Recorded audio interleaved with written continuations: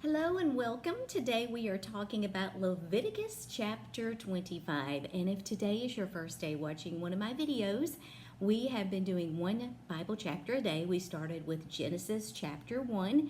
You can go back to the beginning and start from there, or you can join us at any point. So in today's chapter, we read about something called the Sabbath year.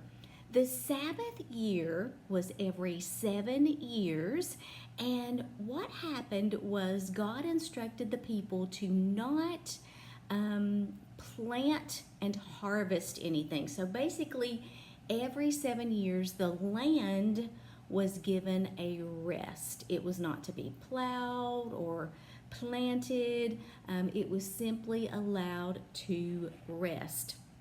We also read about the year of Jubilee. The year of Jubilee was to happen every 50th year, and there were several things that would happen. In verse 9 it says, "Then on the Day of Atonement in the 50th year, blow the ram's horn loud and long throughout the land. Set this year apart as holy, a time to proclaim freedom throughout the land for all who live there.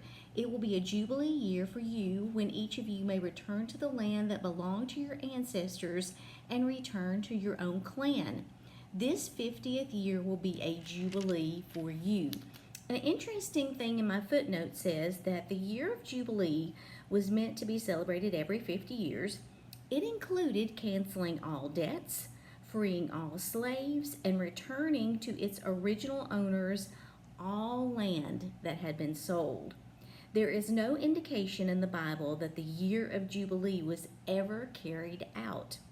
If Israel had followed this practice faithfully, they would have been a society without permanent poverty.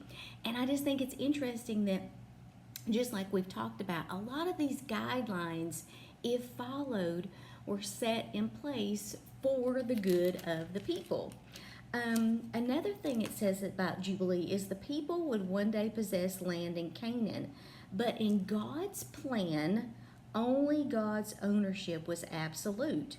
He wanted his people to avoid greed and materialism.